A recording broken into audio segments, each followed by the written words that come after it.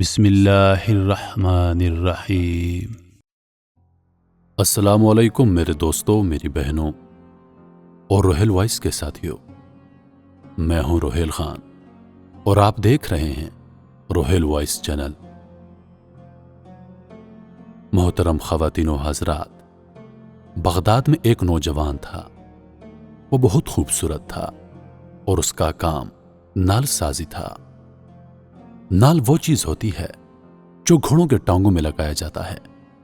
وہ نال بناتا بھی تھا اور گھوڑوں کے سموں پر چڑھاتا بھی تھا۔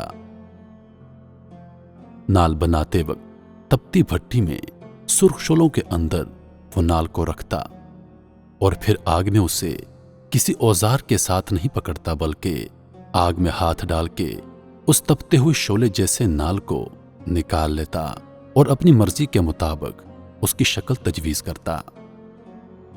لوگ اسے دیکھ کر اس کو دیوانہ کہتے اور حیران بھی ہوتے کہ اس پر آگ کا کوئی اثر کیوں نہیں ہوتا۔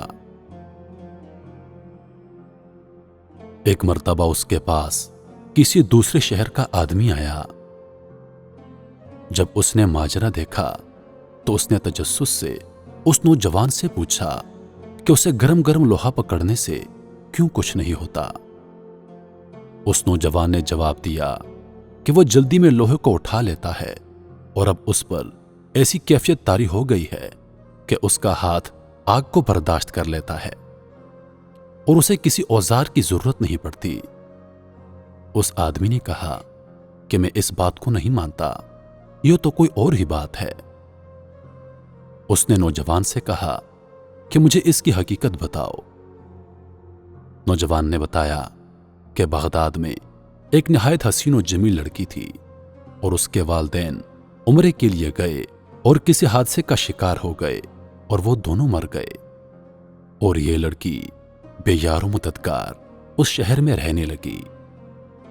وہ لڑکی پردے کی پلی ہوئی تھی، گھر کے اندر رہنے والی لڑکی تھی۔ اب اس کو سمجھ نہیں آتی تھی کہ وہ زندگی کیسے گزارے۔ آخرکار نہایت غمزدہ اور پریشانی کی حالت میں وہ باہر سڑک پر نکل آئی۔ اس نے میرے دروازے پر دستک دی اور کہا، کیا مجھے ٹھنڈا پانی مل سکتا ہے؟ میں نے کہا ہاں، اور اندر سے پانی لا کر اس لڑکی کو دیا۔ اس لڑکی نے کہا، خدا تمہارا بھلا کرے۔ میں نے اس سے پوچھا، کیا تم نے کچھ کھایا ہے؟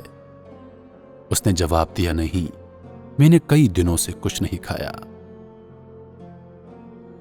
میں نے اس لڑکی سے اکیلے اس طرح پھرنے کی وجہ پوچھی تو اس لڑکی نے اپنے اوپر گزرا ہوا سارا واقعہ سنا دیا اور کہا کہ مجھے سمجھ نہیں آتی کہ میں زندگی کیسے گزاروں۔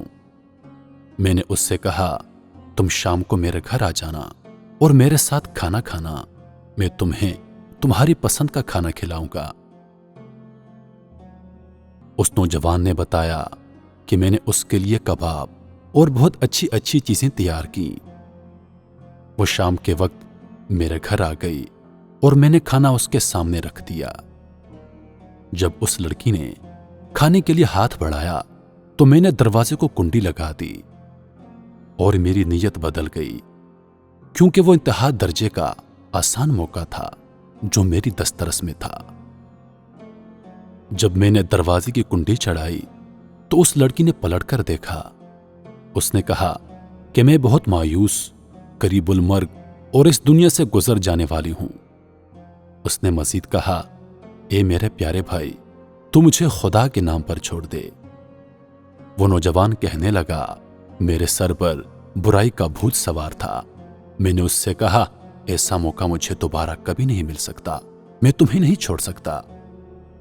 اس لڑکی نے مجھ سے کہا، میں تمہیں خدا اور اس کے رسول کے نام پر درخواست کرتی ہوں، میرے پاس سوائے میری عزت کے کچھ نہیں، اور ایسا نہ ہو کہ میری عزت بھی پامال ہو جائے اور میرے پاس کچھ بھی نہ بچے، اور پھر اس حالت میں اگر میں زندہ بھی رہوں تو مردوں کی طرح ہو جاؤں گی۔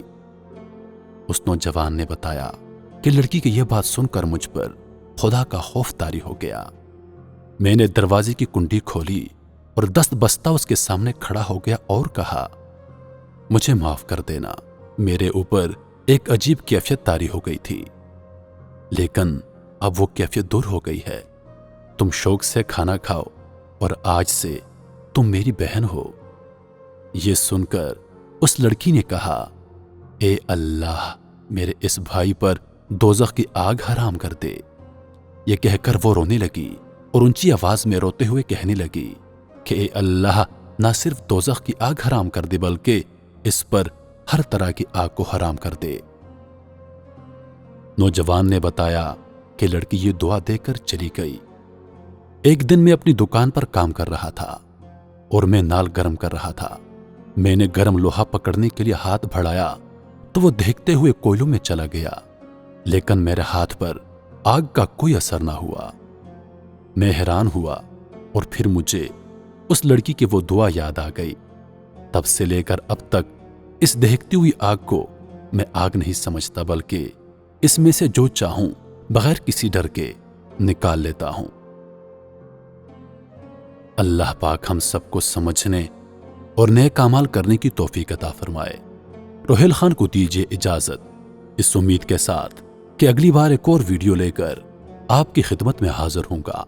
تب تک کے لیے خدا حافظ۔ اللہ پاک آپ سب کا حافظ و نگہبان۔